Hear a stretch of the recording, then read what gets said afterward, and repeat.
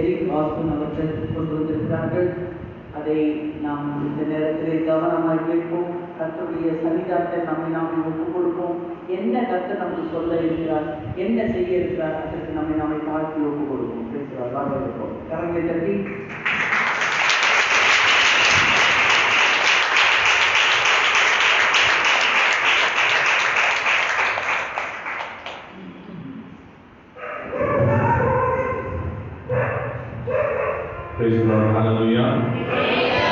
சந்தோஷமா இருக்கீங்களா? உண்மையாலுமே மனித சித்தத்தை பார்க்கிறோம், தேவாதி தேவனுடைய சித்தத்தை செய்வதே நம்மளோட வாழ்க்கையில ஒரு உகந்த காரியமாக இருக்கும். எப்படி கேட்டீங்கன்னா, ஒரு சாதா ஒரு ஸ்டேட் பேங்க் மேனேஜராக இருந்த என்னுடைய தாத்தா தேவனுடைய சித்தத்தை செய்ய வேண்டும் என்று ஒரு எதிர்காலமே இல்லாத இந்த வறட்சியான ஈரோட்டுக்கு தேவனை நம்பி குடும்பத்தோடு வந்து சேர்ந்தார். அதோட பின் விளைவுகள் அவரையும் அவருடைய சந்ததியும் எத்தனையோ இளைஞர்கள் மத்தியில் தேவாதி தேவன் அற்புதமாக வழிநடத்தி வருகிறார். ஹல்லேலூயா. ஸோ மனுஷனோட சித்தம் தேவனுடைய சித்தம் என்பதை அறிந்து கொள்வதற்கு நம்மளுக்கு ஒரு ஞானம் வேண்டும். ஹல்லேலூயா. இந்த நேரத்தில் நாம் தலைகளை பார்த்து ஜெபிப்போம். இந்த நேரத்தில் ஒரு பெரிய வார்த்தையோ ஒரு பெரிய ஞானத்தையோ எதிர்பார்ப்பதை பார்க்கிறோம். ஆண்டவே இப்படி சித்தம் என்னோட வாழ்க்கையில் நீ என்ன வைத்திருக்கிறீரோ அதை புரிந்து கொள்ள எனக்கு ஒரு கிருபையை தாண்டவன். இது ஒரு பயங்கரமான ஒரு பெரிய புலவரோ ஒரு பெரிய ஞானி வந்து பேசுறது கிடையாது. ஆண்டவர் இந்த ஞாயிற்றுக்கிழமை பேசினது போல ஒரு கழுதையை கொண்டு கூட ஆண்டவர் பேச உண்மை உள்ளவராக இருக்கிறார்.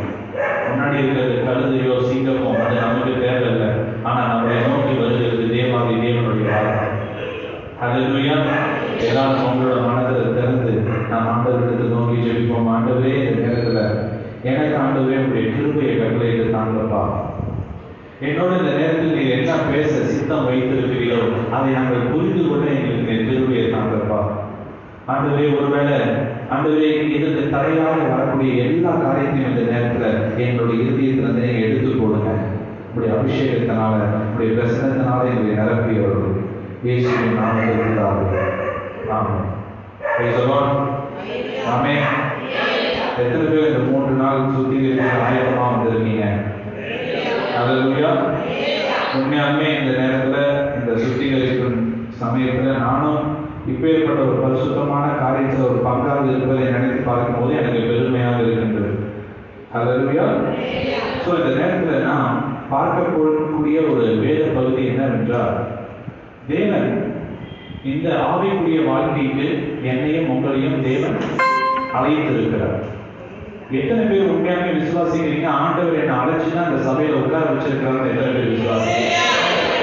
ஏனென்றால் ஆண்டவர் மக்கள் கூட்டமாக வந்து நிற்பதற்கு அவர் அரசியல்வாதியோ ஏதோ ஒரு கலெக்டரோ கிடையாது. ஆண்டவர் ஒரே ஒரு ஆபிரகாமை அழைத்து ஆபிரகாமோட சந்ததியை பரிசுத்த சந்ததியாக மாற்றின தேவனாக இருக்கிறார். ஹல்லேலூயா. ஒருவேளை நம்மளை விட்டு மக்கள் போயிருக்கலாம், ஒருவேளை நம்ம கிட்ட மக்கள் வந்து சேர்ந்திருக்கலாம். ஆனா இந்த நேரத்தில் நாம் யோசித்து பார்க்கும்போது என்னோட ஆவிக்குரிய வாழ்க்கை தேவாதி தேவனுடைய பார்வைக்கு பிரியமானதாக இருக்கின்றதா? என்ன நான் வாழ்ந்துகிட்டு இருக்கேன்? என்னோட வாழ்க்கை உண்மையாலுமே ஆண்டவருக்கு பிடிச்சிருக்கேன்? நான் மனுஷனுக்காக ஒரு வாழ்க்கையை வாழ்ந்துகிட்டு இருக்கின்றனா, இல்லைன்னா தேவனுக்காக நான் வாழுகிறேனா? எத்தனை பேர் இதை யோசிச்சு பார்த்துருக்கீங்க?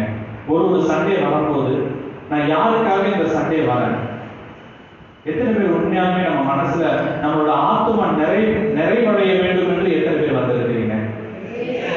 ஹல்லேலூயா. நாம் அப்பேற்பட்ட நோக்கத்தோட நாம் காலடி எடுத்து வைக்கும் போது நம்மளுடைய விசுவாசத்தை ஆண்டவர் கனப்படுத்துவார். ஹல்லேலூயா. இந்த நேரத்தில் நான் ரொம்ப ஸ்பிரிச்சுவலாவோ ரொம்ப தியாலஜிக்கலாவோ பேச விரும்பல. நான் ஜென்ரலா பேச ஆசைப்படுகிறேன். இன்னைக்கு பார்த்தீங்கன்னா மனிதர்களோட கண்ணோட்டம் மிக மிக முக்கியமானது. மனிதர்கள் எப்படி ஒரு காரியத்தை பார்க்கிறார்கள், எப்படி அந்த காரியத்தை உள்ள எடுத்துக் கொள்கிறார்கள் என்பது மிக மிக முக்கியமான ஒரு காரியம். நீங்க பார்த்தீங்கன்னா நம்மளுடைய வில்மா பெரியமா இருக்கிறாங்க. அவங்க எப்படி எப்படி தெரியுறாங்க?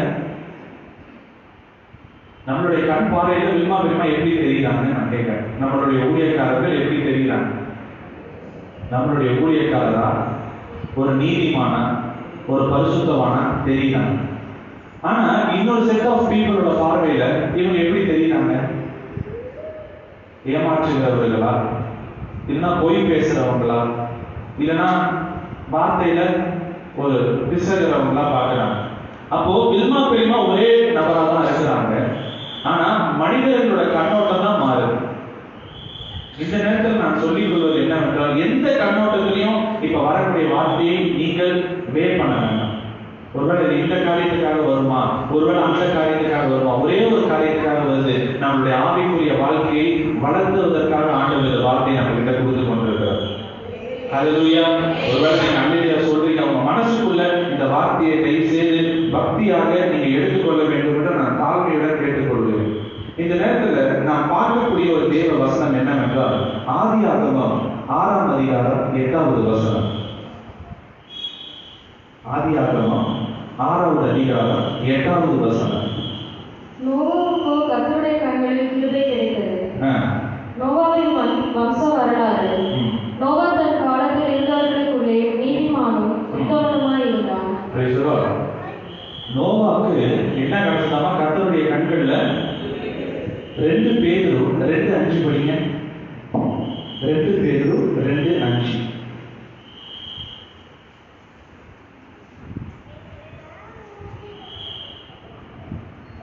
பூர்வ உலகத்தையும் தப்ப விடாமல் நீதியை பிரசங்கித்தவனாகிய நோவா முதலான 8 பேரை காப்பாற்றி அவபக்தியுள்ளவர்கள் நிறைந்த உலகத்தின் மேல் ஜலப்பிரளயத்தை வரப்பண்ணி. இங்க பாத்தீங்கன்னா நோவா ஆண்டவரோட பார்வையில் அவர் எப்படி இருக்கிறாரு? இப்ப நான் பேசும்போது கூட பேசணும், தப்பு கிடையாது, யாருமே நம்மள எதுவும் செய்ய போறதில்லை. நோவா ஆண்டவரோட பார்வையில் எப்படி இருக்கிறாரு? நீதிமானாக இருக்கிறார். ஆனா நோவா மனிதர்களோட பார்வையில் எப்படி இருக்கிறாரு? ஒரு கோமாளி போல இருக்கிறார். சோ தேவனுடைய வார்த்தையை நாம் அறிந்து கொள்வதற்கு, தேவனுடைய வார்த்தையை நாம் புரிந்து கொள்வதற்கு, தேவன் நம் மேல் வைத்திருக்கிற சித்தத்தை நாம் புரிந்து கொள்வதற்கு முதலாவதாக நமக்கு தேவைப்படக்கூடிய ஒரு காரியம் என்னவென்றால் பரிசுத்த ஆவியானவர். இன்னைக்கு நம்ம ஸ்பிரிச்சுவல் லைஃப்ல பார்த்துக்கிட்டீங்கன்னா நிறைய பேர் நிறைய எஃபர்ட்ஸ் நம்ம எடுக்கிறோம்.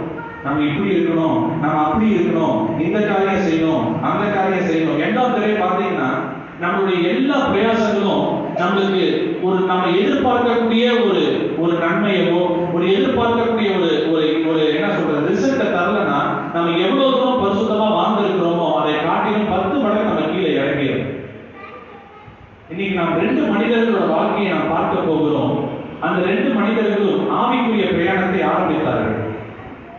அவர்களுக்கு ஆண்டவர் கொடுத்த அழைப்புல ஆவிக்குரிய பிரயாணத்தை ஆரம்பித்தார்கள். ஆனாலும் அவர்களோட பிரயாணங்கள் அவர்களை எங்க எடுத்து சென்றது என்பதை இன்னைக்கு நாம் பார்க்க போகிறோம்.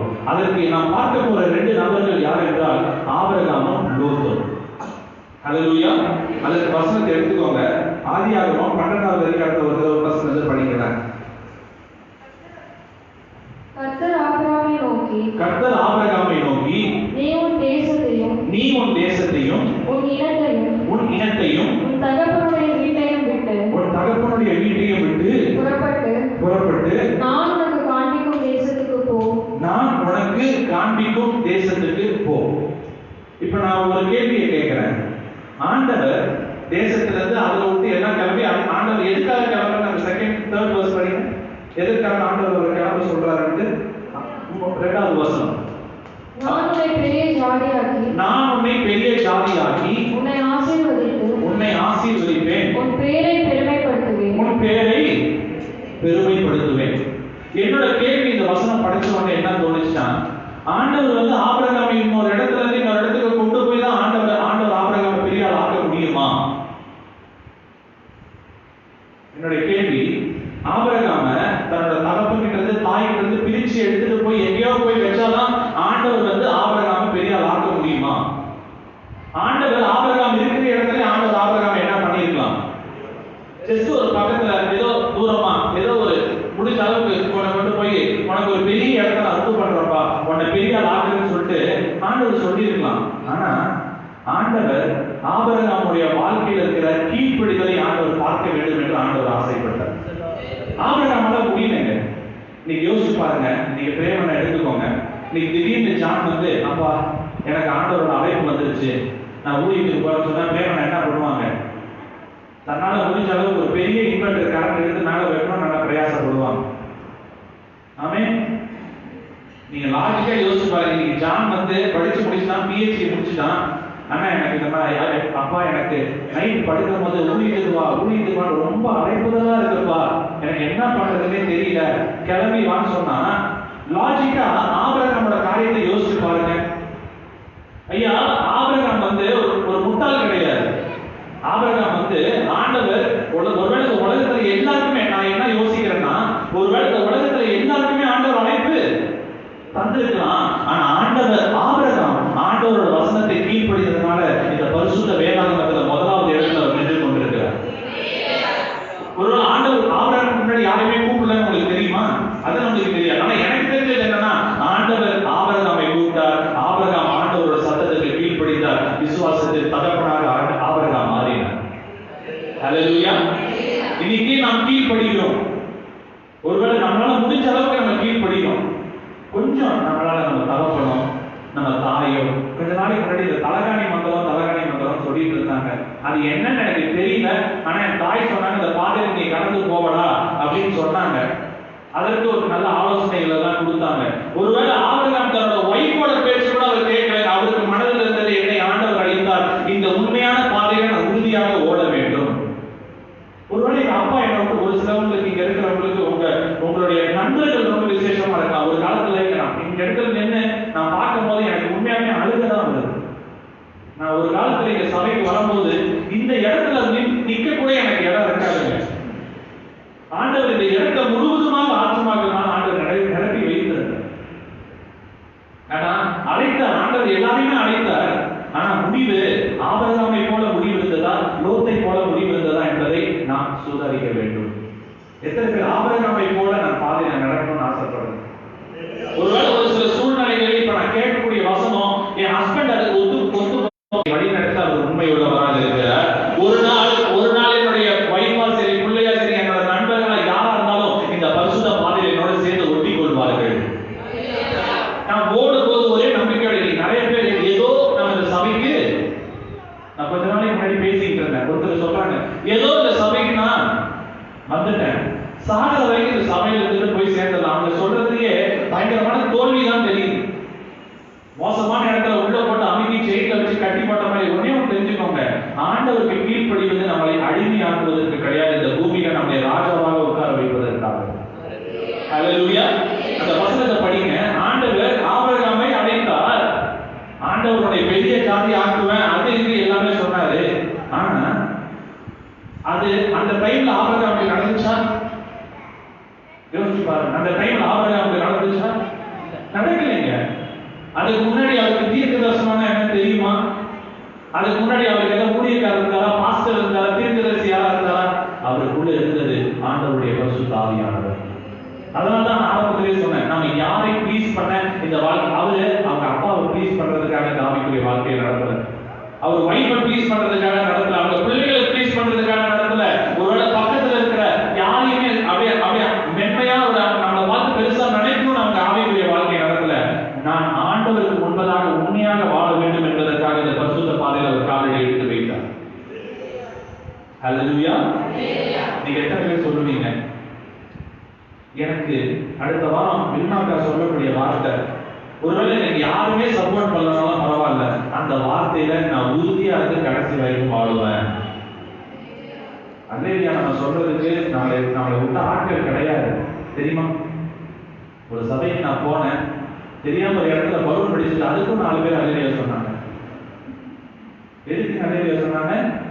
தம்மன் பலூன் படிச்சுட்டு அல்லேலூயா. அப்பதான் நான் புரிஞ்சுக்கிட்டேன், இவ்வளவுதான் நம்மளுடைய வார்த்தையை அவங்க கேட்கல. அல்லேலூயா பயங்கரமா போட்டாங்க. நான் பயங்கர உசு பேசி பயங்கரமா பேச ஆரம்பிச்சுட்டேன். கடைசியில பலூன் படிச்சுட்டு அல்லேலூயா சொல்றாங்களே, அப்ப நம்ம எதுக்கு இவ்வளவு நேரம் பேசிட்டு இருக்கோம்? தயவுசெய்து இந்த வார்த்தையை நீங்க எடுத்துக்கோங்க. ஆண்டவர் நம்மளுக்கு கொடுத்தது ஒரு விசேஷமான அழைப்புங்க. ஆண்டவர் நம்மளுக்கு கொடுத்தது ஒரு விசேஷமான அழைப்பு. ஏன் இந்த மாதிரி நம்மளை சாக்ரிஃபைஸ் பண்ணிக்கணும்? ஆண்டவரோட பரிசுத்த பாதையில 2 விஷயம் இருக்கு தெரியுமா? அது என்ன தெரியுங்களா? ஒன்று காம்ப்ரமைஸ், இன்னொன்னு சாக்ரிஃபைஸ். காம்ப்ரமைஸ் பண்ணிக்கலாம், இல்லைன்னா சாக்ரிஃபைஸ் பண்ணிக்கலாம். காம்ப்ரமைஸ் பண்றவங்களுக்கு அவங்களுக்கு ஏற்ற பலன் இருக்கும். நீங்க பாருங்க, நிறைய பேர் இருந்தாங்க, நிறைய பேர் போயிட்டாங்க.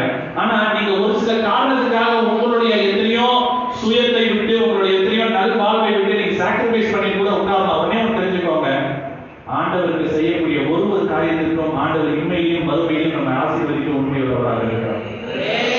ஒருவேளை நீங்க உங்களுக்கு ஆண்டவர் கொடுக்கக்கூடிய அழைப்பு, நம்ம நிறைய பேர் ஐயோ நம்ம அங்க போலியே, நம்ம இந்த இடத்துக்கு போலியே, அந்த ஊருக்கு போய் செட்டில் ஆகணும்னு நினைச்சோமே, இந்த ஊருக்கு போய் செட்டில் ஆகணும்னு நினைச்சோமே. உடனே தெரிஞ்சுக்கோங்க, ஆபிரகாமுக்கு எங்க போய் செட்டில் ஆகணும்னே தெரியாதுங்க. ஆபிரகாமுக்கு தெரியுமா? ஆண்டவர் சொன்னாரா இந்த இடத்துக்கு போ, ஒரு 1000 கிலோமீட்டர் போ, அந்த இடத்துல நீ செட்டில் ஆயிடுவ, அங்க பார்த்தா உன்னை பயங்கரமான லெவல்ல உயர்த்திடும். உடனே சொன்னார், உடனே நான் ஆசீர்வதிப்பேன். நம்ம ஞானஸ்தானம் எடுக்கும்போது என்ன நம்பிக்கையில ஞானஸ்தானம் எடுத்தோம்? ஆண்டவர் நம்மளை பரலோக ராஜ்யத்துக்கு கொண்டு போவார். ஒருத்தர் ரட்சிக்கப்பட்டு 25 வருஷம் ஆச்சு, இன்ன வரைக்கும் நீங்க சக்சஸ்ஃபுல்லா ஓடிட்டு இருக்கீங்கன்னா ஆண்டவருடைய கிருபை. யோசிச்சு பார்த்துருப்பீங்களா? ரட்சிக்கப்படும் போது இந்த வருஷத்துல இந்த நேரத்தில் நான் இப்படி இருப்பேன் யோசிச்சு பார்த்துருப்பீங்களா? அதனால உங்களுடைய ஆவிக்குரிய வாழ்க்கையில் எந்த ஒரு ப்ரீ டிட்டர்மைண்ட் ஐடியா வச்சுக்காதீங்க. நம்ம இந்த இடத்துக்கு போகணும், இது நடக்கணும், அது நடக்கணும், இந்த டைம்ல இது நடக்கணும், இந்த அந்த டைம்ல நான் அதை முடிச்சிடணும். நம்மளுடைய சிந்தையை உடைத்து ஆண்டவருடைய சித்தத்தை நிறைவேற்றுவதுதான் ஆண்டவருடைய சித்தம். ஹல்லேலூயா. சோ இங்க பாத்தீங்கன்னா ஆபிரகாம் கிளம்பிட்டு ஆண்டவர் இந்த இடத்துல நம்மளுக்கு ஒரு பாதையை சொல்லிக் கொடுக்க வேண்டும் என்று ஆசைப்படுகிறார். இந்த சீயோனின் உபதேசத்தில் இந்த சபையில உட்கார்ந்து இருக்கிறவங்களுக்குள்ள ஒரு ஃபர்ஸ்ட் ஒரு கேரக்டர் தேவைப்படும்னா அது பிரிந்த ஜீவியம். ஆண்டவர் பாருங்களேன், எதுக்கு ஆண்டவர் ஆபிரகாமை பிரிக்கணுங்க? மீனிங்லெஸ்ஸா ஏன் ஆண்டவர் ஆபிரகாமை பிரிக்கணும்? பின்ன எதுக்கு அவங்க அப்பா அம்மாக்கு ஒரு பிள்ளையா கொடுக்கணும்? ஆண்டவர் ஒரு சில காரியத்திலிருந்து நாம் ஆண்டவர் பிரித்து இருக்க வேண்டும் என்று ஆண்டவர் ஆசைப்படுகிறார். நீங்க எல்லாம் இப்பதான் ரட்சிக்கப்பட்டவங்க கிடையாது, எல்லாருமே ஆண்டவரோட வார்த்தை தெரியும். எதுல இருந்து பிரித்து இருக்க வேண்டும் என்பது உங்களுக்கு தெரியும். தெரியுமா தெரியாதா? ஹல்லேலூயா. ஆண்டவர் பிரிந்து இருக்க வேண்டும். ஆண்டவர் இந்த பாப்பா நீ இந்த நாயோட இந்த கோழியோட பண்ணையோட சேர்ந்து இருக்கணும், அதுல இருந்து பிரிந்து இருக்கணும்னு ஆண்டவர் சொல்ல.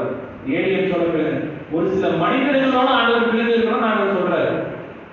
எதுக்கு நம்ம அந்த மனுஷனை ஏன் ஆண்டவர் படைச்சாரு? ஏன் படைச்சாருன்னா ஏவாளுக்கு எப்படி அந்த ஏலியன் தோட்டத்துல ஒரு மரத்தை படைச்சாரோ அதே மாதிரிதான் நம்மளுக்கு கண்ணுக்கு முன்னாடி ஆண்டவர் ஒரு சிலவர்களை படைச்சு வச்சிருக்கிறாங்க. அவங்க கூட போய் சேரணும் உங்களுக்கு மனசு டம்முன்னு அடிக்கும்.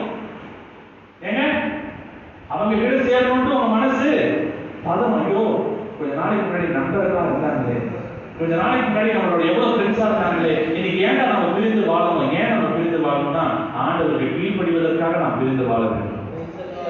ஹல்லேலூயா. பிரிந்து வாழ்வதனால என்ன நடக்க போகுது, என்ன பெருசா என் வாழ்க்கையில் நடந்துட போகுது அப்படின்றத நம்ம படிக்க போறோம். அந்த ஃபர்ஸ்ட் வெர்ஸ் திருப்பி படிக்கலாம். கர்த்தர் ஆபிரகாமை நோக்கி, நீ உன் தேசத்தையும் உன் இனத்தையும் உன் தகப்பனுடைய வீட்டையும் விட்டு புறப்பட்டு நான் உனக்கு காண்பிக்கும் தேசத்துக்கு போ. நான் உன்னை பெரிய ஜாதியாக்கி உன்னை ஆசீர்வதித்து உன் பேரை பெருமைப்படுத்துவேன். Praise the Lord. ஆண்டவர் சொல்றார், உன்னுடைய பேரை நான் பெருமைப்படுத்துவேன். அவருக்கு ஆரம்ப ஸ்டேஜ்ல பேர் பெருமை அடைஞ்சிருக்குமா? நான் அடைஞ்சிருக்குமா கேட்டா நீங்க அடைஞ்சிருக்காருன்னு சொல்லுவீங்கன்னு எனக்கு தெரியும். ஹல்லேலூயா. அவரு கிளம்பி வராது. எப்படி அவருடைய பிள்ளைகளுக்கோ அவருடைய அந்த எல்லா அவருடைய ஒர்க்கர்ஸ்க்கு அவர் எப்படி ப்ரொவைட் பண்ணியிருப்பார் என்பது எனக்கு இன்ன வரைக்கும் யோசிச்சு பார்க்கவே முடியல. இன்னைக்கு திடீர்னு ஒருத்தங்க ஒரு ஃபேமிலி நம்ம திடீர்னு கிளம்பி ஏதோ ஒரு ஊர்ல போய் ஒரு 4 பிள்ளைங்களோட செட்டில் ஆகி வாழணும்னா யோசிச்சு பாருங்க, அந்த வீடு எல்லாம் வாசல்ல ஒண்ணுமே இல்லை, தப்புன்னு அவங்க போய் கிளம்பி வாழணும்னா எவ்வளவு பெரிய விஷயம் பாருங்க. அப்ப ஆபிரகாம் கிளம்பி வரும்போது எவ்வளவு பெரிய ஒரு கூட்டத்தோட அவர் வந்திருப்பாரு. ஆனா அவர் பிரிஞ்சு வரதை கனப்படுத்தி ஆண்டவர் அவரை எவ்வளவு ஆசீர்வதிச்சிருக்கிறார் பாருங்க. எவ்வளவு பெரிய ஒரு விஷயம் பாருங்க. ஆண்டவர் அவர் கிளம்பி வராது. கிளம்பி வரும்போது அவருக்குள்ள இந்த ஃபர்ஸ்ட் ஜீவியம் என்னன்னா பிரிந்த ஜீவியம். செகண்ட் என்னன்னா அவருக்கு ஒரு நல்ல மனசு பாருங்க. அவர் கிளம்பி அவரும் அவரோட வைஃபும் அவரோட பிள்ளைங்களும் என்ன பண்ணிருக்கலாம், கிளம்பி வந்திருக்கலாம். ஏங்க அவருடைய சகோதரனையே கூட்டிட்டு வரணும்? அவர் சகோதரனையே அவர் கூட்டிட்டு வரணும். ஆண்டவரோட அழைப்புகள் ஒருத்தர் மேல படணும்னா முதலாவதாக மற்றவங்க ரட்சிக்கப்படணும்ன்ற மனசாட்சி நம்மளுக்குள்ள இருக்க வேண்டும். ஹல்லேலூயா. ஆரம்ப காலத்துல இந்த சீயோனோட வழி நடத்தலே வேற. ஆனா இன்னைக்கு நம்ம வந்து ஒரு நியூ ட்ரெண்ட்ல நம்ம போயிட்டு இருக்கோம். எல்லாமே நம்ம மனசுக்கு பிடிச்சா நம்ம செய்யறது. மனசுக்கு பிடிக்கல. கொஞ்ச நாளைக்கு முன்னாடி ஒருத்தர் பேசிட்டு இருந்தா அவர் சொல்றாரு, எனக்கு இங்க பாரு விட்டானே, எனக்கு தப்பு தெரிஞ்சதுன்னா நான் சாமாவே நான் எதிர்த்து கேட்பேன். எனக்கு தப்பு தெரிஞ்சா நான் சாமாவே எதிர்த்து கேட்பேன். சாமாவை எதிர்த்து கேட்கலாம். ஆனா சாமாமா அந்த வசனத்தை சொல்லலங்க. தேவாதி தேவன் தான் நம்ம பெரியமா மூலியமா வசனத்தை சொல்லிக்கிட்டு இருக்கிறார். நீங்க தப்புன்னு தெரியுதுன்னா அப்ப யாருக்கு விரோதமா நீங்க தப்புன்னு நினைக்கிறீங்க?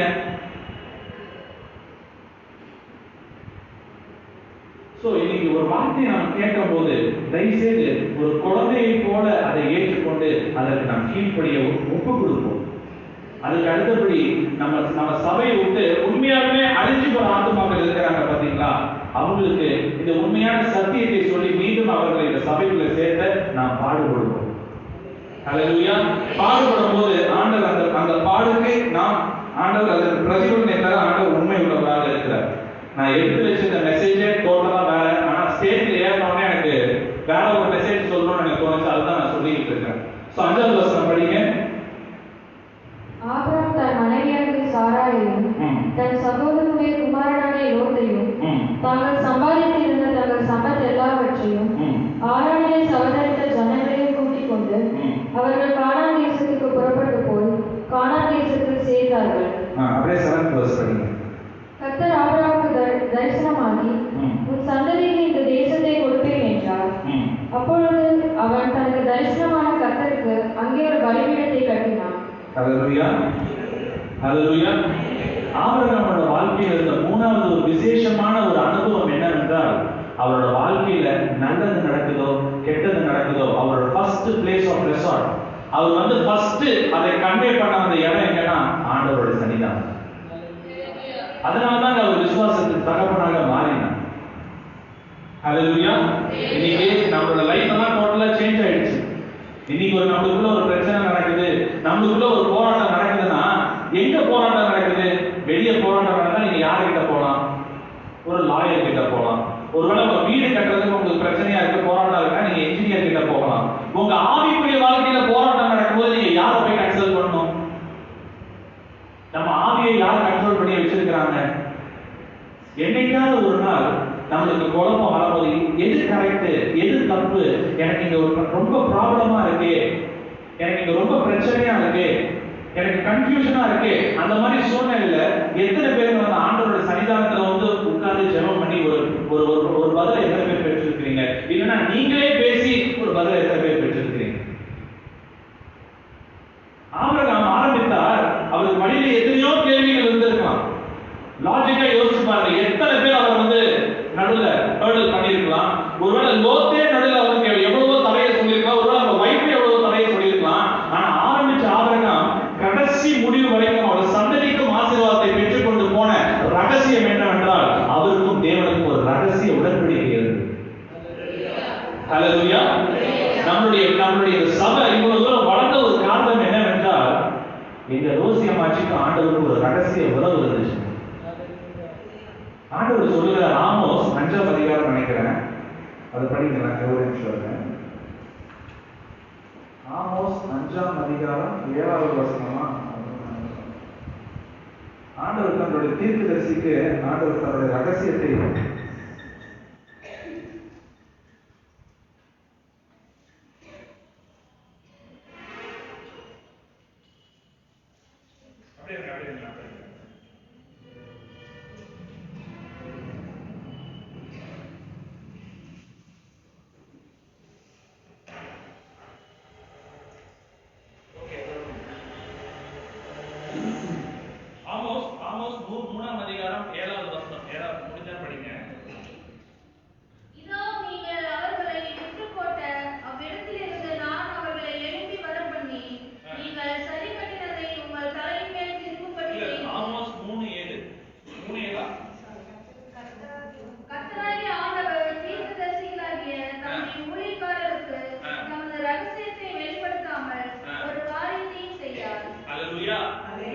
எத்தனை பேர் விசுவாசிக்கிறீங்க? நம்மளுக்கு மத்தியில் இருக்கிற விண்மார்க்கம்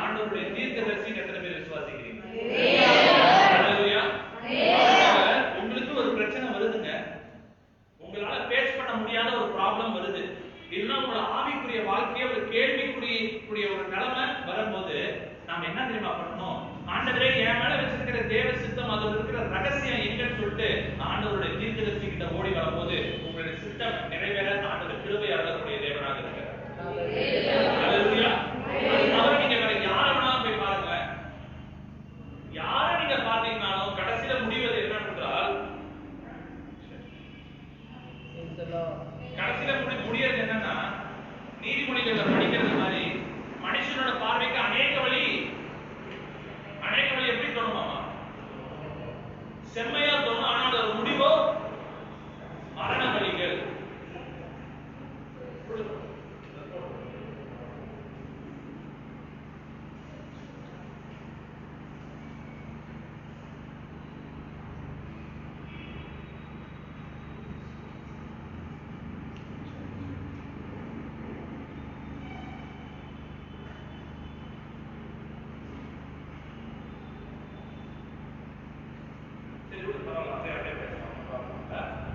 அதோட முடிவோ மரண வழிகள்.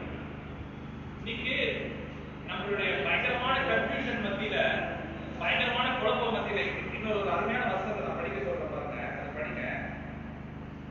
எக்ஸோடஸ் யாத்திரையாகமம் 6ஆம் அதிகாரம் 9 இருந்து 12.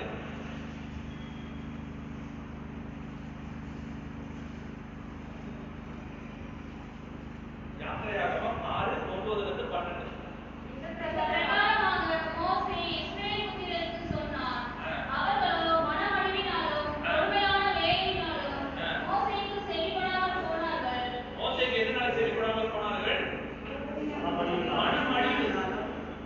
மனமடிவினாலே அடுத்தது கொடுமையான வேலைனால அடுத்தது அப்படியே படிங்க.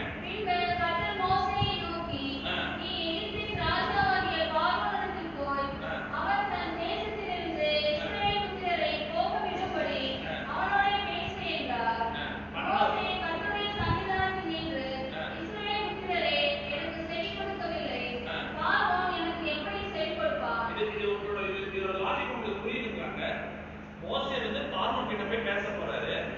எதுக்கிட்ட இஸ்ரவேல் ஜனங்கள் மோசேக்கு செவி கொடுக்கணும்? இப்போ டீலிங் யாருக்கு? மோசேக்கும் பார்வோனுக்கும் ஆண்டவருக்கும். ஆனா இங்க எதுக்கு இஸ்ரவேல் ஜனங்கள் ஆண்டவர் வந்து செய்யணும்னு யோசிக்கிறாரு? எதுக்கு இஸ்ரவேல் ஜனங்கள் மாறணும்னு யோசிக்கிறாரு? ஏன்னா மோசே வந்ததும் பார்வோன் செய்ய போறதும் ஆண்டவருக்காக கிடையாதுங்க, உங்களாக இஸ்ரவேலுக்காக செய்ய போறதுக்காக. ஹல்லேலூயா. வசனம் வரலாம், ஒருவேளை இதை காட்டிலும் பயங்கரமான வசனம் கேட்டிருக்கலாம். ஆனா இன்னைக்கு பாத்தீங்கன்னா 70% பேர் அடிச்சுட்டு போயிட்டாங்க, அடிச்சுட்டு அப்படியே வாஷ் அவுட் ஆகி போயிட்டாங்க. ஆரம்பத்துல நோவாவை பத்தி எதுக்கு சொன்னா, நோவா ஆண்டவரோட பார்வையில பயங்கரமான நீதிமானா இருக்கிறாரு. ஆனா மக்களோட பார்வையில நோவா எப்படி இருக்கிறாரு? மக்கள் என்ன தெரியுமா பார்த்தாங்க? நோவா கிட்ட கிரவுட் இல்ல, நோவா கிட்ட ஒரு விஷன் இல்ல, நோவா என்னடா பண்ண போறான். ஆனா நோவா செஞ்ச அற்புதம் என்ன தெரியுமா? இன்னைக்கு பைபிள் ஹிஸ்டரி கிடையாதுங்க, இன்னைக்கு அதை வச்சு PhD பண்றாங்க. நோவாவோட அதிசயம் வந்து இன்னைக்கு PhD பண்றாங்க.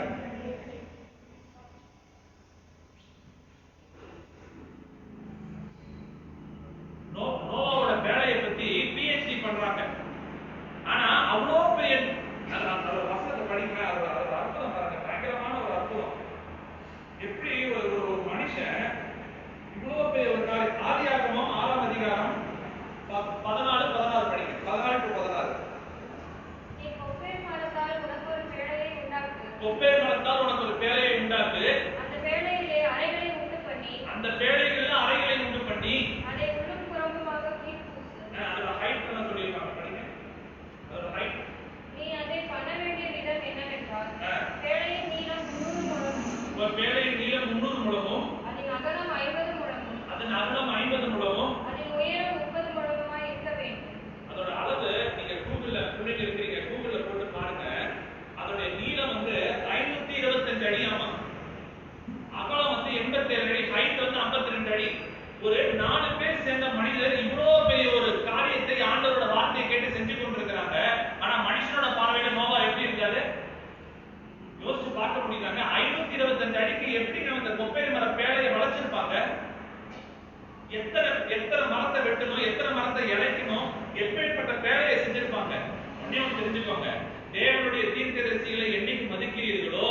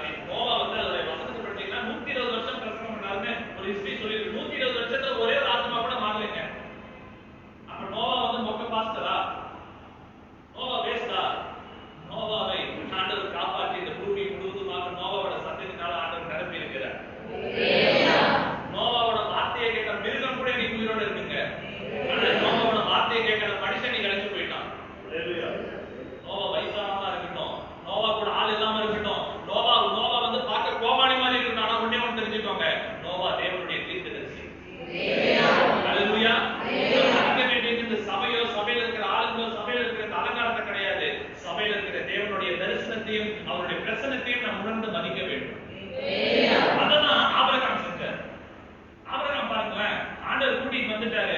உடனே வந்த உடனே ஆண்டவர் ஆசீர்வதிச்ச வச்ச உடனே அங்க ஒரு பெரிய ஹார்பர் கட்டி அது பண்ணி ஃபர்ஸ்ட் வந்த உடனே ஆண்டவருக்கு ஒரு ஆல்டர் கட்டி ஆண்டவரை துதிச்சார். நீங்க எத்தனை பேர் சொல்றீங்க, ஆண்டவரே என்னோட வாழ்க்கையில உண்மையான சந்தோஷமா துதிக்கக்கூடிய ஒரு கிருபை எனக்கு தாங்க ஆண்டவரே. ஹalleluya. தாவீது ராஜா பாத்தீங்கன்னா லைஃப் ஆஃப் டிப்ரஷன். தாவீது ராஜா என்னது, ஏங்க அவர் எந்த சைடு திரும்பி பார்த்தாலும் he was a depressed person. அவர் டிப்ரஷன் ஆகிறதுக்கு எவ்வளவு வாய்ப்பு இருக்குங்க. சொந்த அப்பா கை விட்டுட்டாங்க, சொந்த அம்மா கை விட்டுட்டாங்க, 11 சகோதரர்கள் எல்லாருமே கை விட்டுட்டாங்க. தாவீதுக்கு இருக்கிறது யார் தெரியுமா, அவர் பக்கத்துல இருந்த ஆடுதான் இருந்துச்சுங்க. அதனாலதான் அவர் மனுஷனை பார்க்கல, ஆடை பார்த்து ஆடை படைச்ச தேவனை பார்த்தாரு. குப்பையில் இருந்த தாவீதை உயர்த்தி ஆண்டவர் பிரபுவாக உட்கார வைத்தார். ஹalleluya. நாம் யாரை பார்க்கிறோம், நம்மளுக்கு வரக்கூடிய பிரச்சனையில் இருக்கும்போது நம்ம யாரை போய் தரிசிக்கிறோம். உங்களுக்கு ஏதாவது குழப்பம் வரும்போது ஆமோஸை படிச்சிருங்க. ஆமோஸ் 3:7 தானே சொன்னேன், அதை ஞாபகம் வச்சு படிங்க. உங்களுக்குள்ள தரிசனத்தை, ஏன்னா நீங்க ஒரு சிஎம் வந்து ஒரு ஆளை கூப்பிடுறாங்கன்னா சும்மா கூப்பிட மாட்டான், அதுக்குள்ள 1000 அர்த்தம் இருக்கும். ஒரு சாதா ஒரு நாட்டை ஆளக்கூடிய ஒரு பிரதமருக்கு இவ்வளவு ரகசியம் இருக்குன்னா தேவாதி தேவன் உங்க மேல எவ்வளவு ரகசியத்தோட உங்களை அழைச்சிருப்பார். ஹalleluya. அதான் தாவீது ராஜா சொல்றார், ஆண்டவரே உங்களுடைய சிந்தனையை என்னால அறிஞ்சிக்க முடியல ஆண்டவரே, அறிஞ்சு கொள்வதற்கு இந்த பரிசுத்த ஆவியானவரை எனக்கு வந்து எடுத்துறாதீங்க ஆண்டவரே. நம்ம ஒரு ட்ரெண்ட்ல வந்து நான் பரிசுத்த ஆவியானவரே இல்ல, உண்மையாவே தெரிஞ்சுக்கோங்க, மனித ஆவியை மேற்கொள்வதற்கு இந்த உலகத்துல ஒரு ஆவி இருக்கிறது, அது பரிசுத்த ஆவியானது.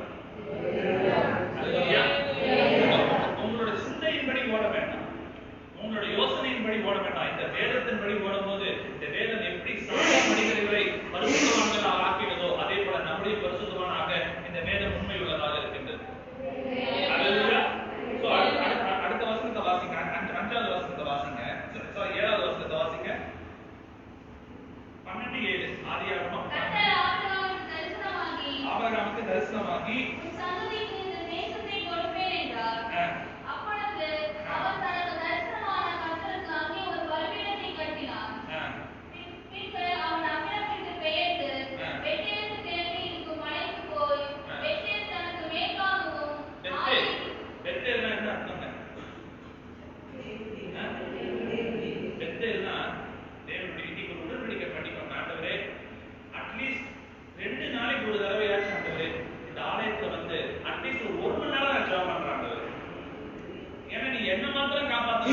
சந்ததியை காப்பாற்ற போகிறேன்.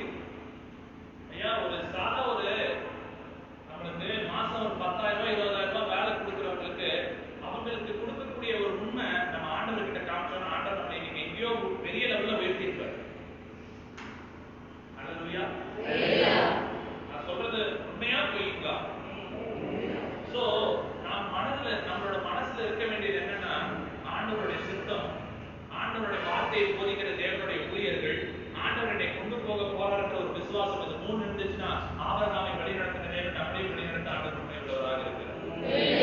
ஹalleluya. ஃபர்ஸ்ட் ஒரு பிரிந்த ஜீனியம், செகண்ட் என்னது, செகண்ட் சொல்லுங்க,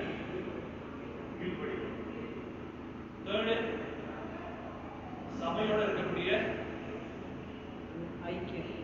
கடைசியில நான் என்ன பண்ண போறேன்னா, தப்புன்னு உங்களை யாரையா கூட்டி வந்து பிரசங்கம் பண்ண சொல்லி நான் முன்னாடி உட்காந்து அழுக போறேன். அதுதான் கடைசியில பண்ணணும். ஏன்னா ஒரே ஒரு தடவை பதில் சொல்லுவாங்க, இது எல்லாருமே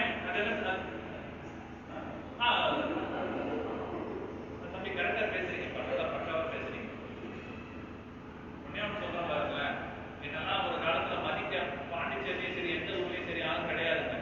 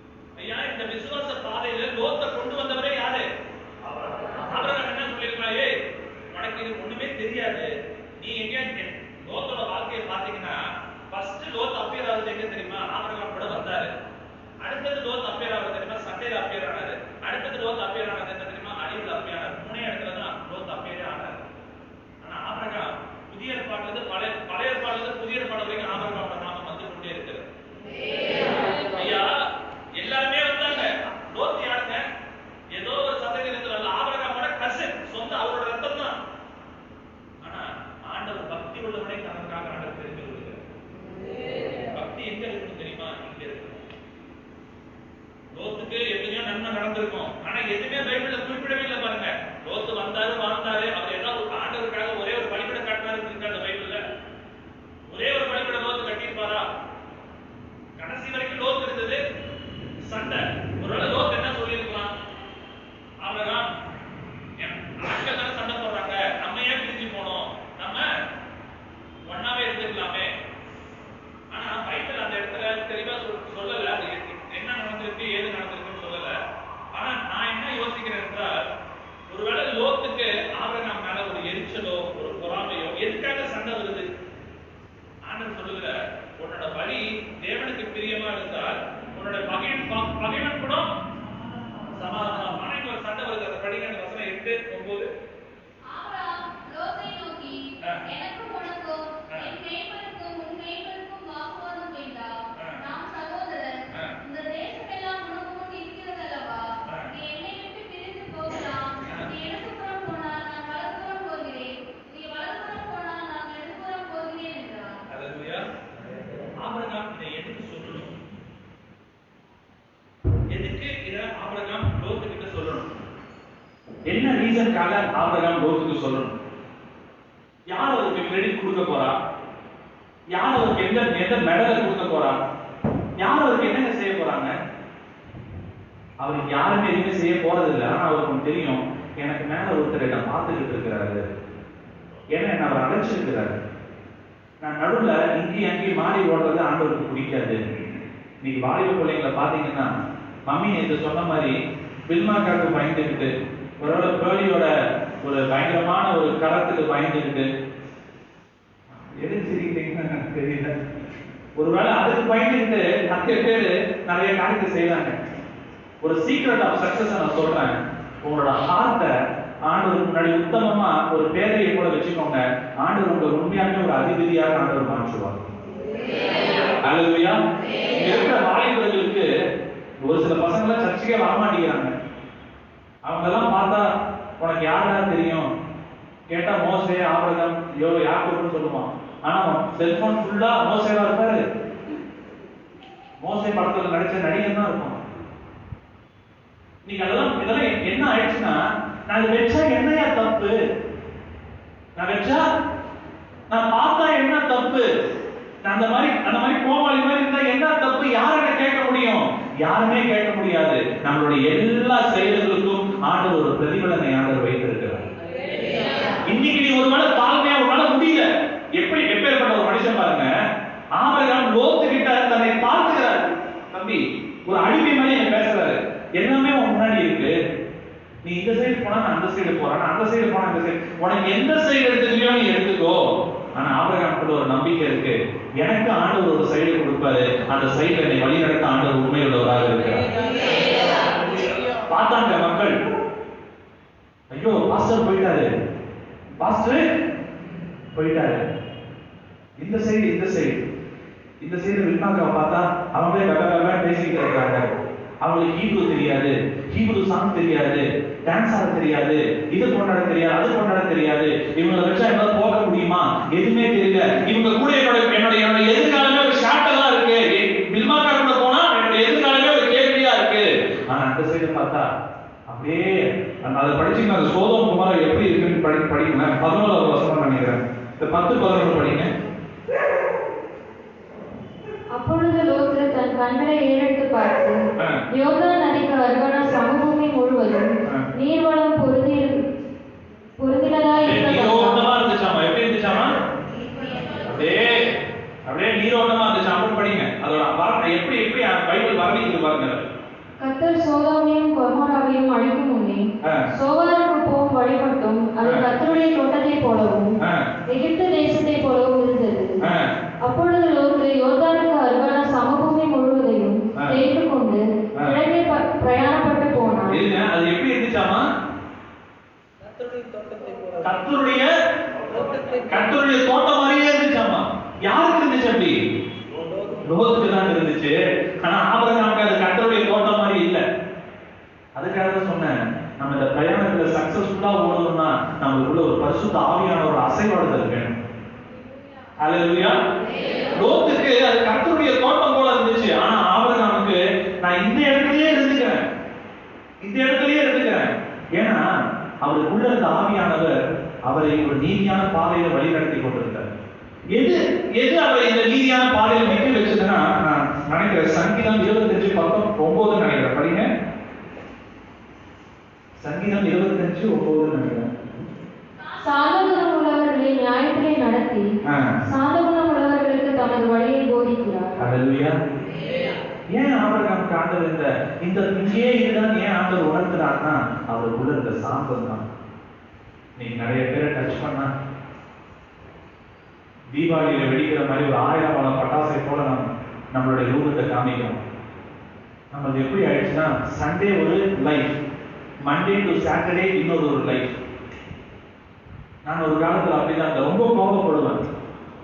கோபப்பட்டதுனால என்னோட லைஃப்ல பாத்தீங்கன்னா பயங்கரமா கோபப்பட்டு முடிஞ்சு எல்லாம் பண்ணி முடிச்ச பிறகு கடைசியில எனக்கு ஒரு கேள்வி வரும், ஏன்டா நம்ம கோபப்பட்டோம், சாந்தமாவே இருந்திருக்கலாமே. நிறைய பேர் தாழ்மையை காமிக்கிறோம். தாழ்மை யார்கிட்ட தெரியுமா காமிக்கிறோம்? ஆண்டவர்கிட்ட தாழ்மையை காமிக்கிறோம். ஹல்லேலூயா. தாழ்மையை நம்ம யார்கிட்ட காமிக்கிறோம்? நான் பேசுறது புரியுதுங்களா? தாழ்மையை யார்கிட்ட காமிக்கிறோம்? சாந்தத்தை யார்கிட்ட காமிக்கிறோம்? அமைதலை யார்கிட்ட காமிக்கிறோம்? ஒபீடியன்ஸ் யார்கிட்ட காமிக்கிறோம்னா, யார்கிட்ட ஒபே பண்ணணுமோ அவங்ககிட்ட நம்ம கரெக்டா காமிக்கிறோம். யார்கிட்ட? ஆண்டவர்கிட்ட காமிப்போம், பில்மாக்கா கிட்ட காமிப்போம், நம்மளுடைய கம்பெனி மேனேஜர் கிட்ட சார் அப்படின்னு சார். ஆனா நம்மளோட ஒருத்தர் எந்த டைப்ல தாழ்மையை காமிக்கணும் தெரியுமா? நம்ம எந்த இடத்துல தாழ முடியல அந்த இடத்துல தான் நீங்க தாழ்மையை காமிக்கணும். எந்த இடத்துல உங்களுக்கு கீழ்ப்படியான உங்களோட சுயம் உங்களை எதிர்த்து நிற்கிறதோ அந்த இடத்துல ஜெபித்து அந்த இடத்துல தான் உங்களுடைய கீழ்ப்படிதலை காமிக்க வேண்டும். நல்லா இருக்கிற டைம்ல கீழ்ப்படிதல் யார் இருந்து வேணாலும் கீழ்ப்படிவோம். ஆனா நம்மளுக்கு கொடுக்கப்பட்ட அழைப்பு என்னன்னா, உன்னோட சுயம் உன்னை கீழ்ப்படிய விடாமல் தடுக்கும் போது அந்த இடத்துல தேவனுடைய ஆவியானவர் உன்னை கீழ்ப்படிய வைப்பார். ஏன்னா ஆண்டவரோட நல்வாழ்வுக்காக கிடையாது, நம்மளோட நல்வாழ்வுக்காக. ஹல்லேலூயா. இங்க பாத்தீங்கன்னா ஆபிரகாம் தாழ வேண்டிய அவசியமே கிடையாது. அவர் சொல்லிருக்காரே, நீ சரி போடா, நான் சரி போய்க்கிறேன், நீ யாரா என்கிட்ட கேட்கறதுக்கு தாராளமா ஆபிரகாம். ஆனா ஆண்டவர் சொல்றாரு, சாந்த குணம் உள்ளவர்களுக்கு ஆண்டவர் தம்முடைய வழியை ஆண்டவர் போதிக்கிறார். சாந்த குணம் யாருக்கு இருக்கும்னா, யாருக்கு இருக்காதுன்னா மெட்டீரியல் மைண்டட் பீப்புளுக்கு சாந்த குணமே இருக்காது. ஏன்னா அவங்க யார் எதுக்காக ஓடுவாங்கன்னா சாந்தம். இப்ப பாருங்க, ஒரு காரியத்தை உடனே அடைஞ்சிருக்கணும்னா அந்த இடத்துல சாந்தம் உங்களுக்கு பயன்படுமா? சாந்தத்துக்கு அதுக்கும் மேட்ச் ஆகாத வார்த்தை. ஆரம்பத்தில் சொன்னது மாதிரி வில்மாக்காவை பார்த்தாங்க. இந்த டைம்ல சாந்தம், இப்ப நீங்க எல்லாம் சாந்தமா இருக்கிறீங்க, ஆனா உங்களுக்குள்ள இருக்கிற ஒரு காண்டாமிருகத்துக்கு ஒத்த வேலை எனக்கு தெரியும். ஆனாலும் நீங்க எப்படி இருக்கிறீங்க? சாந்தமா இருக்கிறீங்க. ஹல்லேலூயா. சாந்தமா இருக்கிறோம் நம்ம. ஆனா இன்னொரு சைடு பாத்தீங்கன்னா சாந்தத்தை இழந்துட்டாங்க. ஏன்னா அவங்களுக்கு they need immediate profit. நம்ம அடுத்தடுத்து என்ன செய்யணும்? அவங்களோட தேவனுடைய பாதை எப்படி இருக்கும்னா, என்னைக்கு என் ஃபியூச்சர் டிஃபைனா இருக்குதோ, என்னைக்கு என் ஃபியூச்சரா இப்படிதான் என்னோட முடிவு இருக்கும், நம்ம இந்த இடத்துல செட் பண்ணி வச்சுட்டோமா அதுக்காக ஓடலாம். ஆனா சாந்த குணம் உள்ளவன் என்ன தெரியுமா? அவனுடைய ரகசியம் என்ன தெரியுமா? அவனுடைய எதிர்காலமே பெரியாட்டி கூட தேவனை நம்பி சாந்தமா ஓடுகிறான். அங்கதான் சாந்த குணம் உடையது. ஆபிரகாமுக்கு அது இருந்துச்சுங்க. நான் ஆண்டவருக்காக அடங்கி போறேன், நான் ஆண்டவருக்காக அடங்கி போறேன், எனக்கு ஆண்டவர் ஒரு நன்மையை ஆண்டவர் செய்வார். படிங்க, அந்த 9ஆம் வசனத்தை படிங்க. 9 தானே அது. அந்த தேவனுடைய தோட்டம் மாதிரியே இருந்துச்சு அந்த இடம். அப்பொழுது லோத்து தன் கண்களை ஏறெடுத்து பார்த்து யோர்தான் நதிக்கு அருகான சமபூமி முழுவதும் நீர்வளம் பொருந்தினதாய் இருக்க கண்டான். கர்த்தர் சோதோமையும் கொமோராவையும் அழிக்கும் முன்னே சோவாருக்கு போகும் வழி மட்டும் அது கர்த்தருடைய தோட்டத்தை போலவும் எகிப்து தேசத்தை போலவும் இருந்தது. சோ இங்க நெக்ஸ்ட் ஒரு மிக முக்கியமான ஒரு விஷயத்தை நாம் பார்க்க வேண்டும்.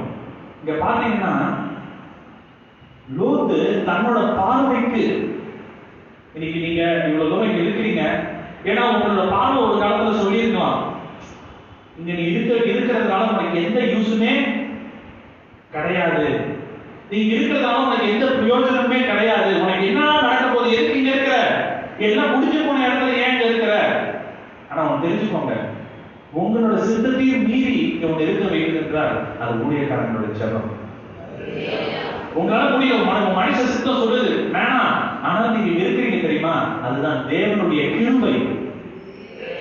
ஹல்லேலூயா. அந்த தேவனுடைய கிருபை ஒருத்தருக்கு மேல இருக்கும்போது அவன் எதை பத்தியும் பயப்படாம ஓடுவான்.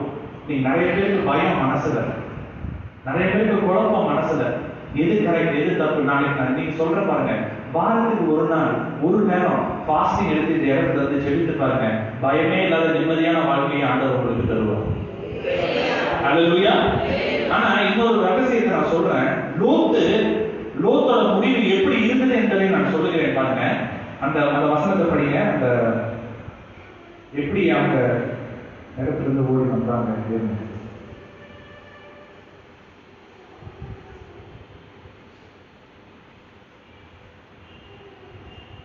ஆதியாகமம் 19ஆம் அதிகாரம் 19வது வசனம்.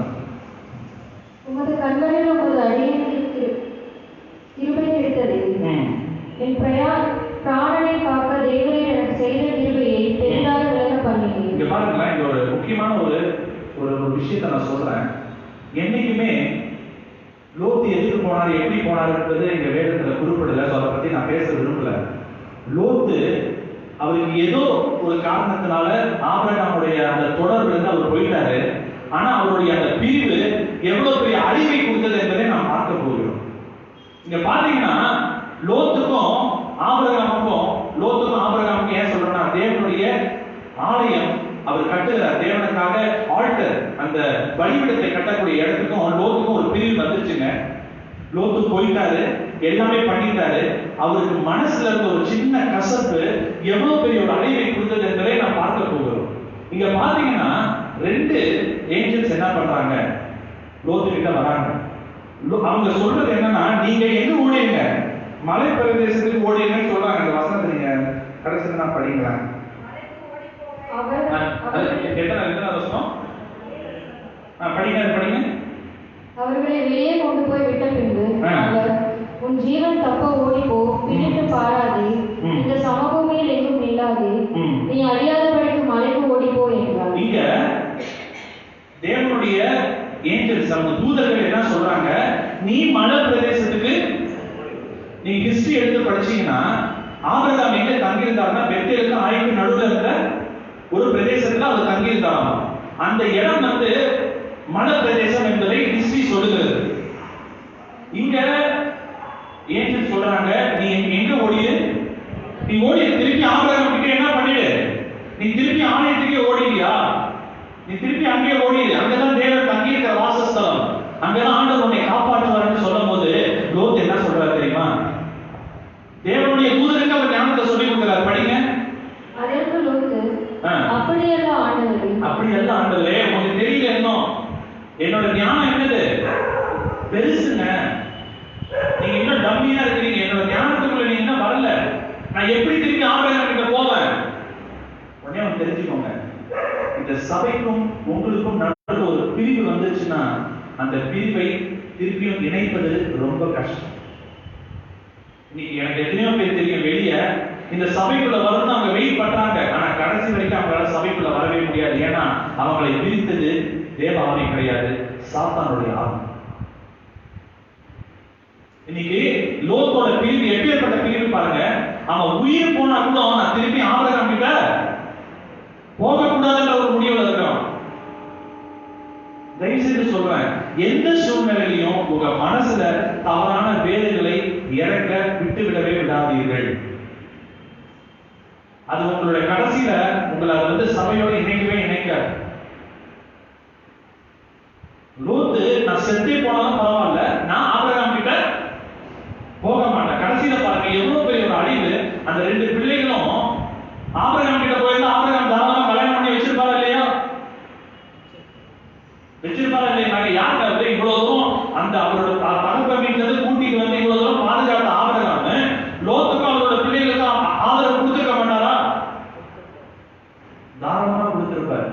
ஆனா லோத்தை மீண்டும் அந்த இடத்துல சேர விடாம தடுத்தது அவருடைய இதயத்தில் இருந்த பெருமை. ஹல்லேலூயா. இன்னைக்கு நாம் எப்படி பார்க்கிறோம் தேவனுடைய வார்த்தையும் தேவனுடைய அந்த புல்பிட்டியும் நாம் எப்படி பார்க்கிறோம்? லூக்கா 5ஆம் அதிகாரம் 3ஆம் வசனத்தை படிங்க.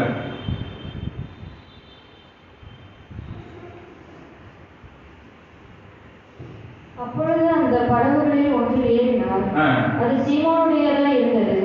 அதை கரையிலிருந்து சற்றே தள்ளும்படி அவனை கேட்டுக்கொண்டு அந்த படகில் உட்கார்ந்து ஜனங்களுக்கு போதகம் பண்ணினார். அவர் போதகம் பண்ணி முடித்த பின்பு சீமோனை நோக்கி, ஆழத்தை தள்ளி கொண்டு போய் மீன் பிடிக்கும்படி உங்கள் வலைகளை போடுங்கள் என்றார்.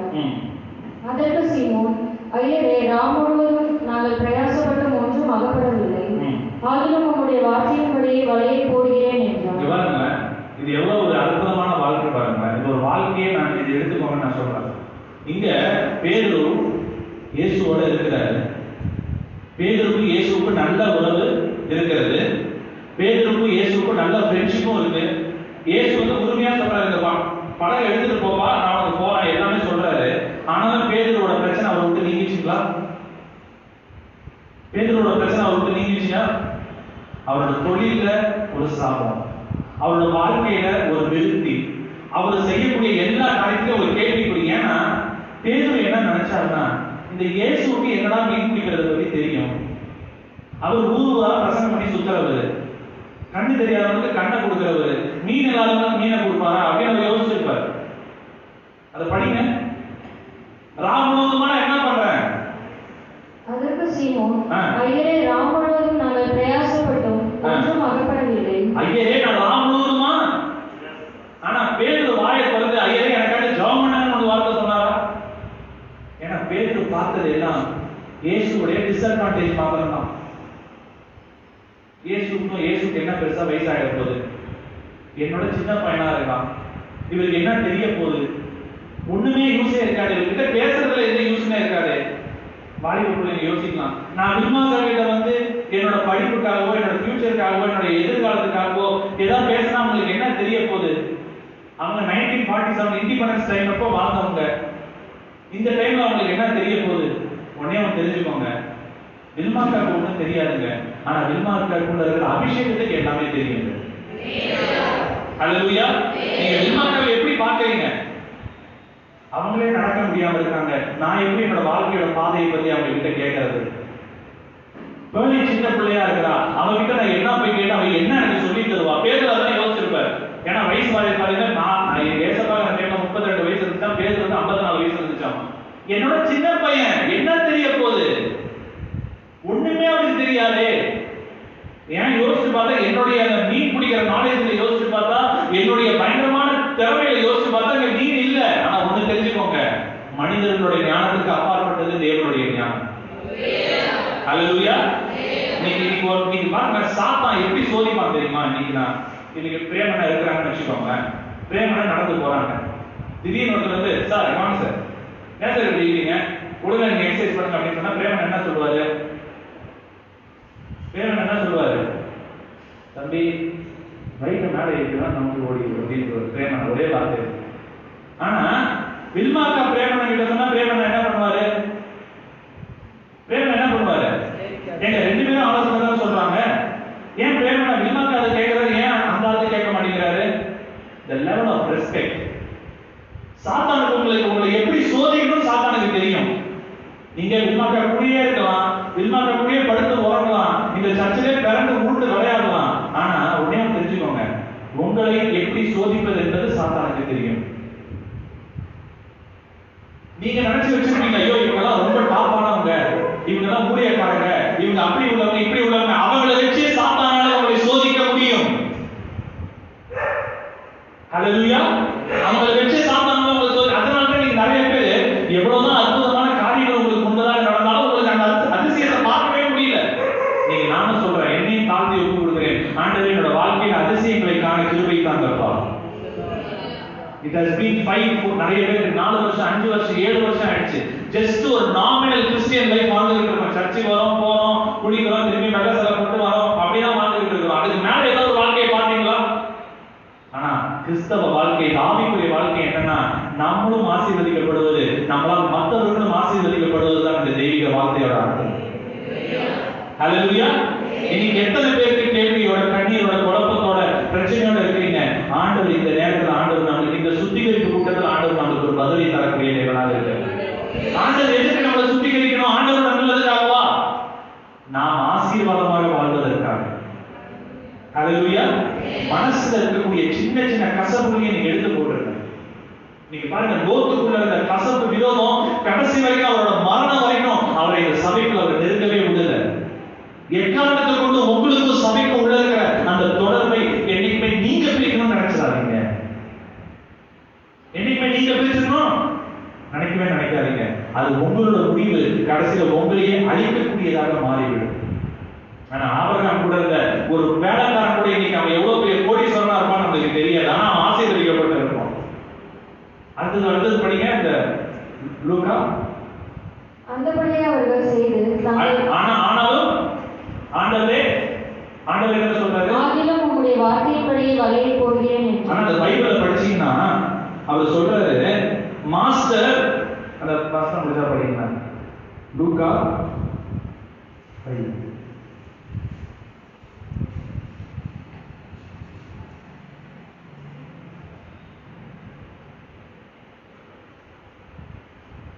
And Simon answering said unto him, Master, we have toiled all the night and have nothing. Nevertheless, at thy word, I will let down thy net. Hallelujah. அவர் சொல்றாரு, மாஸ்டர், இப்போ நான் உங்ககிட்ட ஒருவேளை இத்தனை வருஷம் நான் விசுவாசியா இருக்கலாம், ஒருவேளை இத்தனை வருஷம் நான் பயங்கரமான ஆவிக்குரிய வாழ்க்கையில் நடந்திருக்கலாம், ஆனா இன்னைக்கு இந்த சுத்திகரிப்பு கூட்டத்தப்ப உங்களுடைய வார்த்தையை கேட்டு என்னோட நெட்டை நான் கீழே விடுறாங்க. இன்னைக்கு எத்தனை பேர் விடணும்னு ஆசைப்படுறீங்க? இன்னைக்கு உங்களோட ஆண்டவரோட வார்த்தையை கேட்டு இந்த நேரத்தில் ஆண்டவரே, என்னோட சிந்தனைக்கு நான் லோத்து மாதிரி இடம் கொடுக்க மாட்டாண்டவர். என்னோட கோபத்துக்கு, என்னோட சுயத்துக்கு, என்னோட யோசனைக்கு, மற்ற மனிதர்களுடைய பயங்கரமான பேச்சுக்கு நான் மழையா விட மாட்டேன். இன்னைக்கு உங்களுடைய வார்த்தையை கேட்டு பக்கத்துல இருக்கு எந்த மீன்காரன் என்ன சொன்னாலும் பரவாயில்ல, நான் உங்களுடைய வார்த்தையை கேட்டு இன்னைக்கு என்னோட வலையை நான் கீழே விடுகிறேன். விடுகிறவர்களுக்கு ஆண்டவர் ஒரு ஆசீர்வாதத்தை வைத்திருக்கிறார். அதை படிங்களேன். அந்தபடியே அவர்கள் செய்து தங்கள் வலைகள் கிழிந்து போகத்தக்கதாக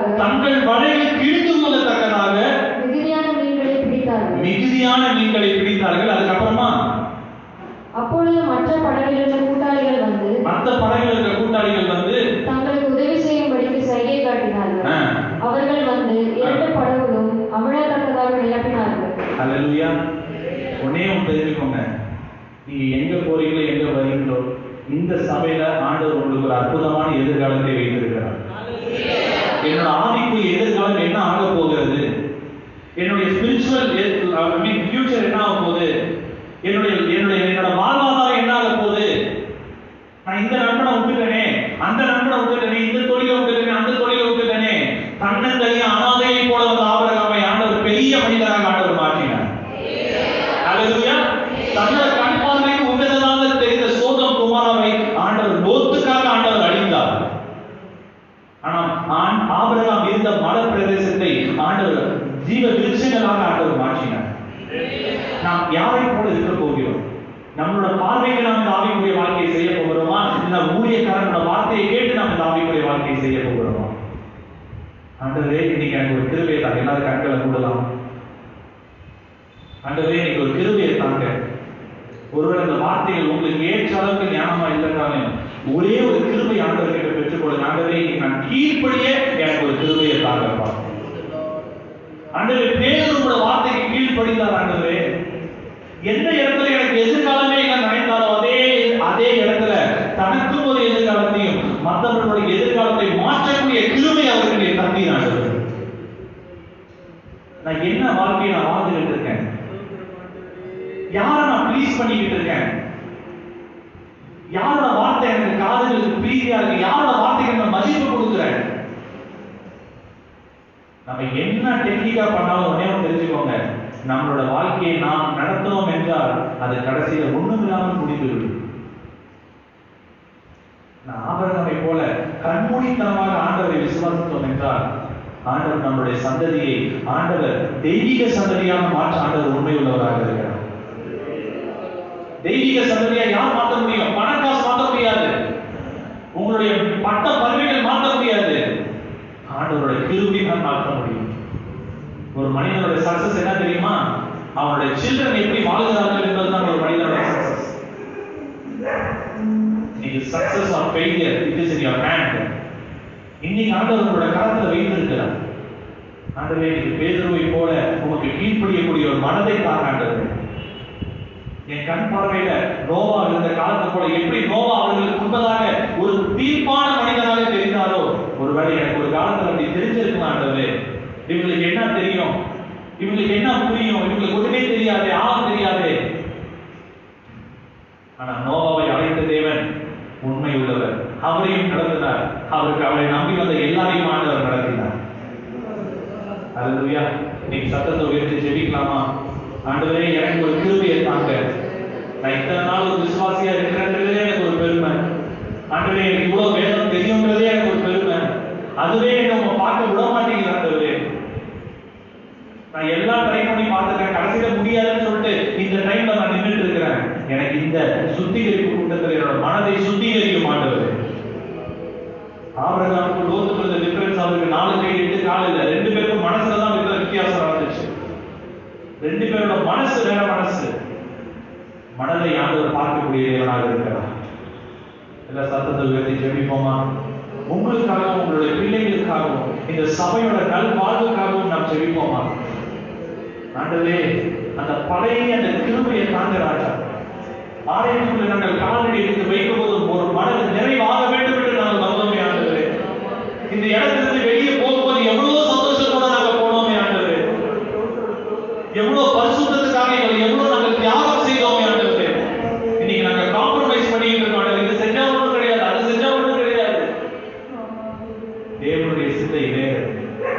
எல்லாம் செபிப்போம், சத்தத்தை வேறு.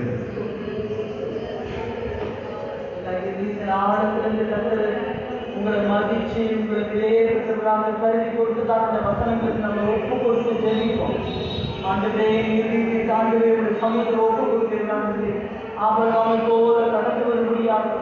லோத்து மாதிரி நான் காரியத்தான் இருக்காதபடி ஆண்டவரே கர்த்தாவே, அதுவே நன்மைக்காகவும் அதற்காகவும் ஆண்டவரே உலகத்திற்காகவும் ஆண்டவரே கர்த்தருடைய காரியங்கள் பல விதமான காரியங்களுக்காக நின்று கொண்டுதான் ஆண்டவரே லோத்தில் போய் இல்லாதபடி ஆண்டவரே இந்த நாளிலே ஆபிரகாமை போல நான் கடந்து வரத்தக்கதாக செய்தது, உமக்கு கீழ்ப்படியத்தக்கதாக திரும்ப செய்ததும் ஆண்டவரே, உம்மை காண்கிற வண்ணமாய் நான் காணத்தக்கதாக என் கண்களை திறந்ததும் ஆண்டவரே கர்த்தாவே, அதில் எந்தெந்த குறைகள் இருக்கிறது, எந்தெந்த இழிவான காரியங்கள் இருக்கிறது, எந்தெந்த ஓட்டைகள் இருக்கிறது, இப்படிப்பட்ட காரியங்களை நான் ஆண்டவரே கர்த்தாவே கர்த்தருடைய சபைக்குள்ளாக ஊழியக்காரர்களுக்குள்ளாக நடத்தி கொள்வதற்குள்ளாக ஆண்டவரே பிரதேசங்களுக்குள்ளாக நான் கண்டு கொண்டு இராதபடி ஆண்டவரே என்னோட வாழ்க்கையை நான் நஷ்டப்படுத்தி விடாதபடிக்கு ஆண்டவரே ஆபிரகாமை போலப்பா அதை முழுமையாக விசுவாசிக்கிறது செய்யும் ஆண்டவரே கர்த்தாவே, பரிசுத்தவான்களை முழுமையாக விசுவாசிக்கிறது போல ஆண்டவரே,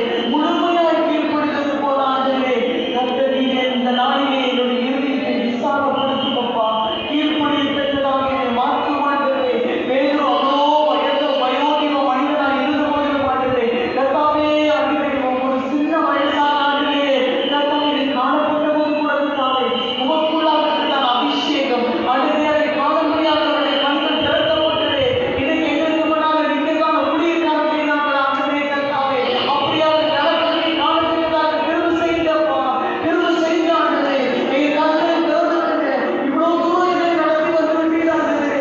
எங்களுக்கு ரட்சிப்பை கொடுத்து ஞானசாரத்தை கொடுத்து பரிசுத்தாவின் அபிஷேகத்தை கொடுத்து உபதேசத்தை கொடுத்து ஊழியக்காரரை கொடுத்து குடும்பத்தை கொடுத்தீர் ஆண்டவரே.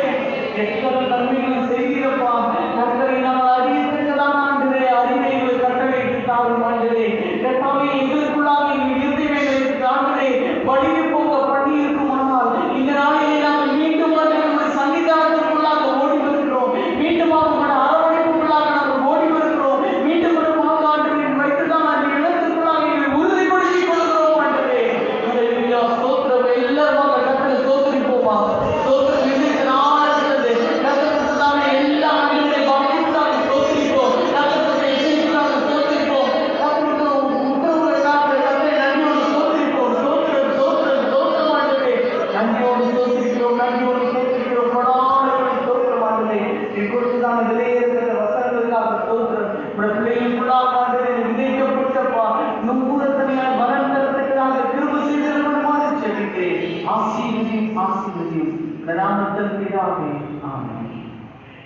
இந்த நேரத்தில் நாம் ஒரு சிறிய பாடலை பாடும்போது இந்த உபவாசத்தின் சுத்திகரிப்பு காணிக்கையை நீங்கள் கத்தருக்கு மனமும் வந்து செலுத்தும்படியாக கனப்படுத்தும்படியாக அன்போடு கேட்டுக்கொள்கிறேன்.